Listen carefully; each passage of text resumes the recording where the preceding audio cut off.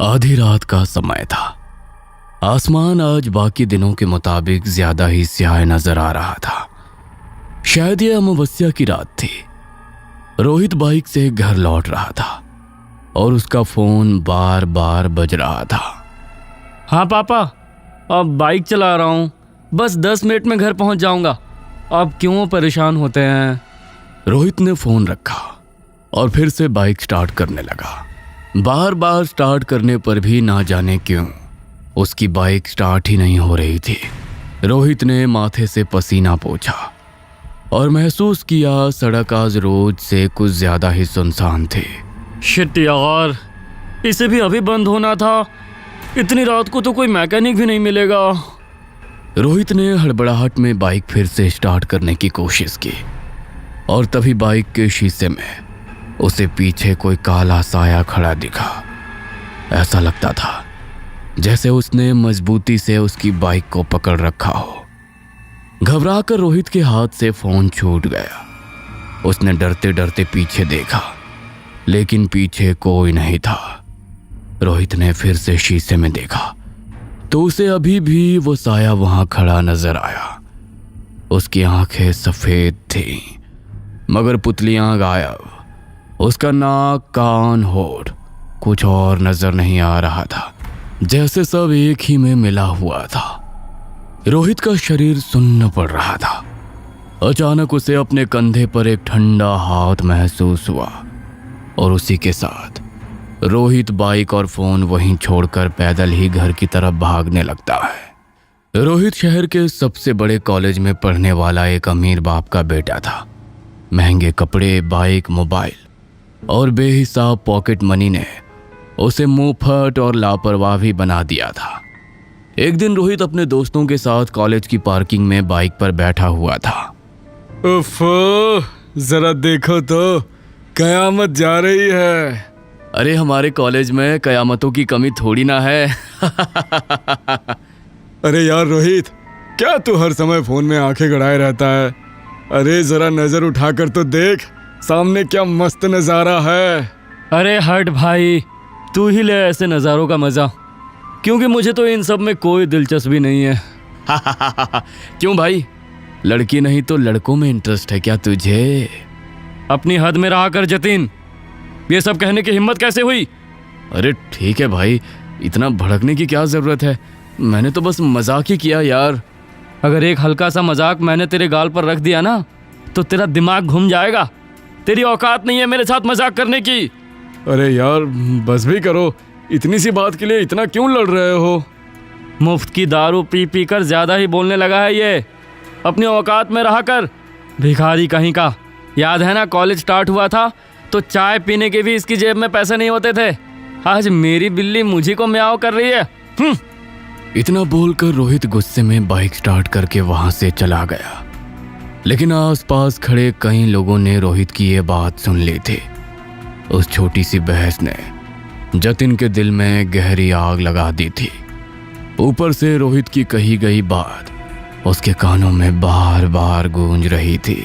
अरे छोड़ ना भाई, ये सब तो दोस्तों में चलता ही रहता है।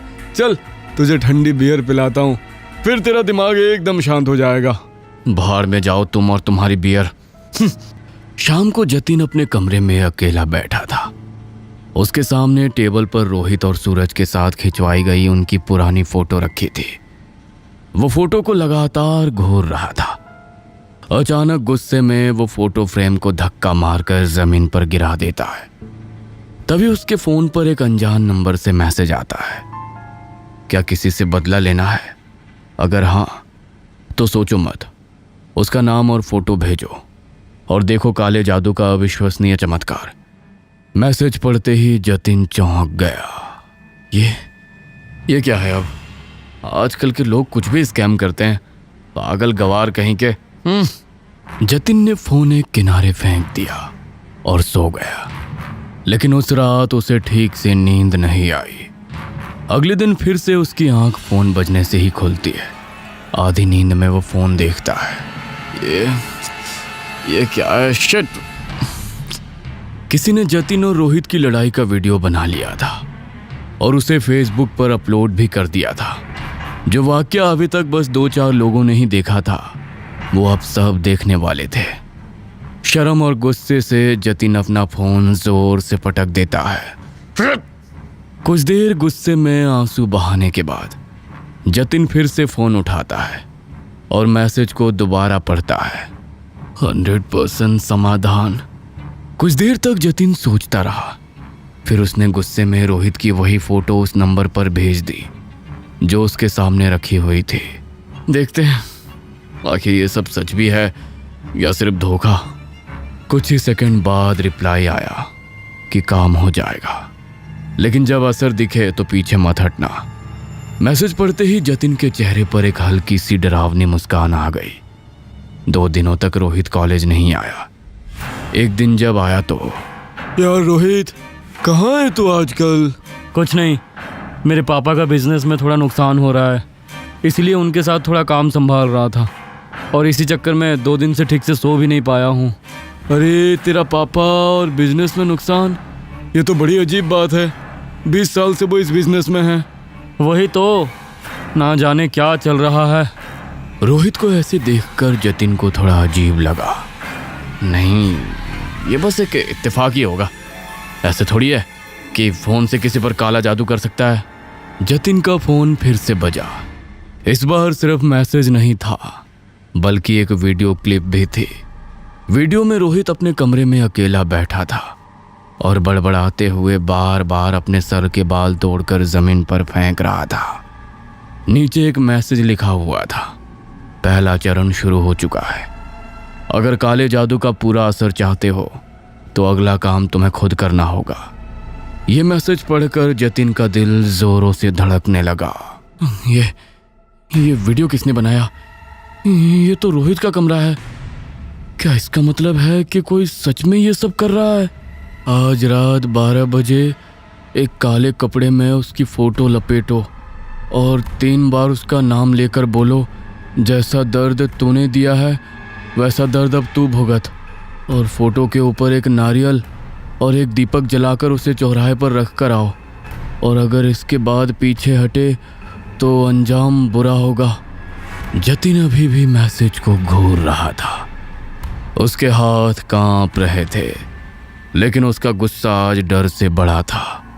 उसने मैसेज में लिखा सब कुछ कर डाला और फिर धीरे से बोला, जैसा दर्द तूने दिया वैसा दर्द अब तू भुगत।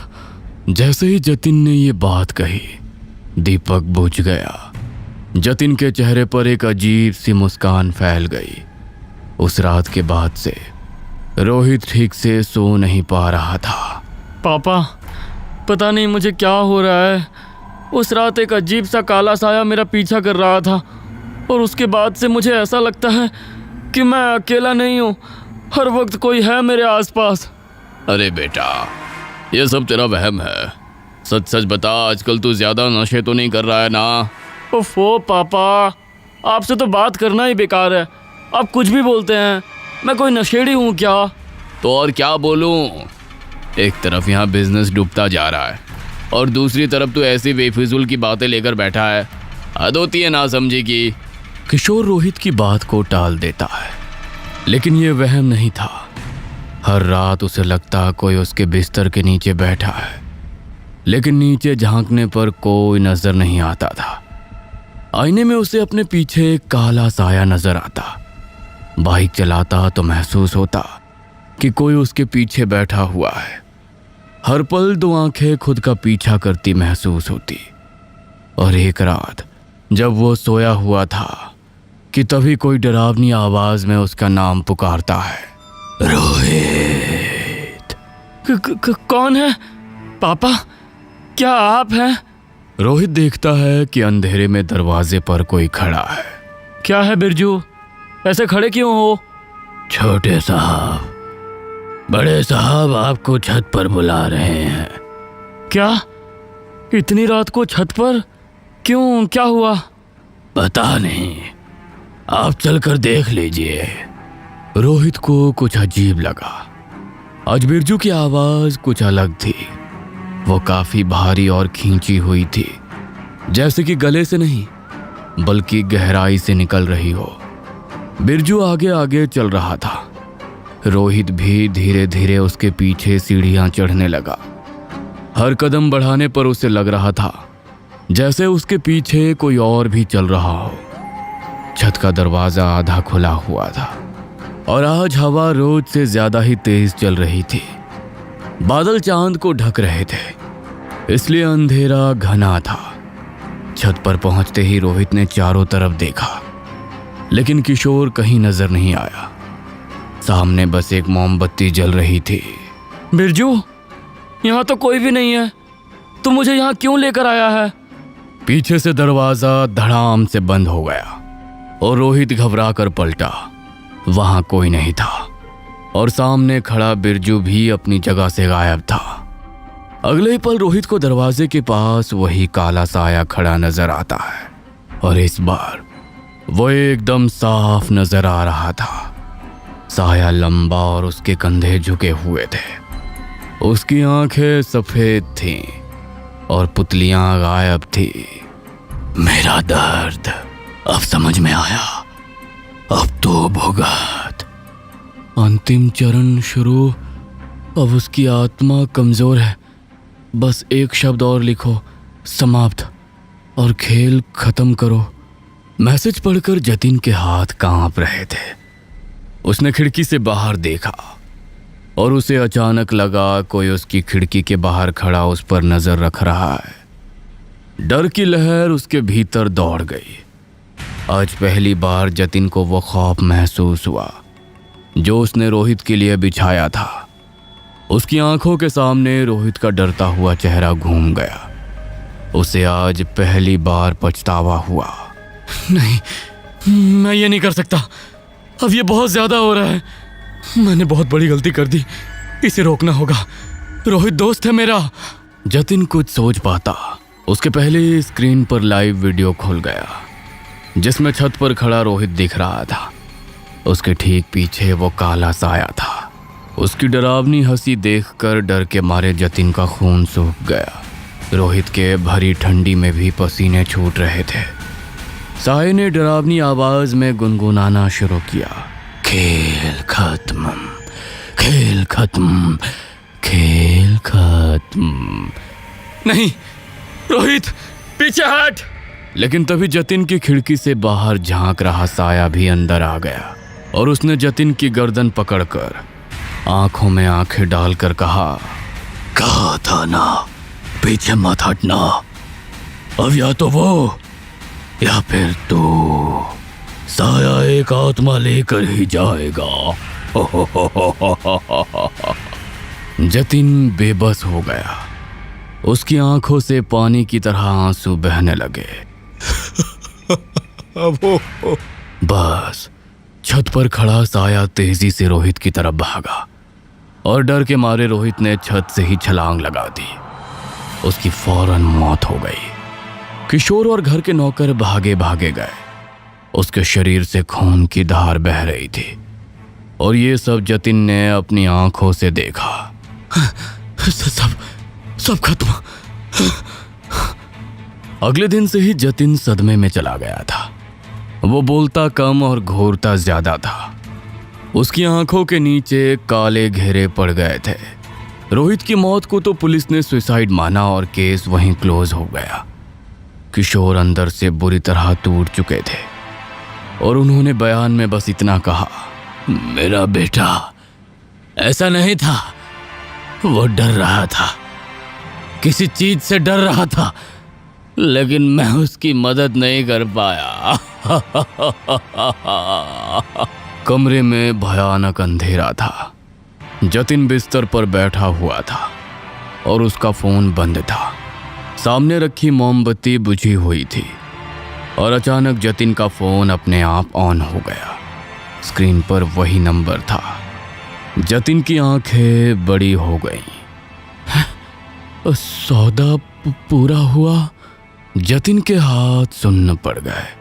फिर दूसरा मैसेज आया, अब अगला नाम भेजो। ये देखकर जतिन का गला सूख गया। नहीं, मैंने तो सिर्फ एक बार, बस एक बार किया था, अब दोबारा नहीं। तभी कमरे की लाइट झपकने लगी और पीछे से वही आवाज आई, या तो वो या फिर तो। जतिन की जैसे सांसें ही अटक गईं।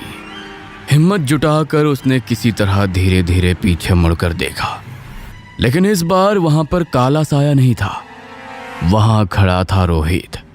उसका चेहरा नीला पड़ा हुआ था, आंखें सफेद, गर्दन टेढ़ी।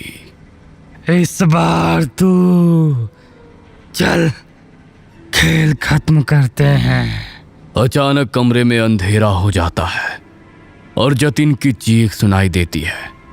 कुछ देर बाद जतिन खून से लथपथ जमीन पर पड़ा था और ये खूनी खेल खत्म हो गया था। प्लीज़ मेरे चैनल को सब्सक्राइब करो प्लीज़।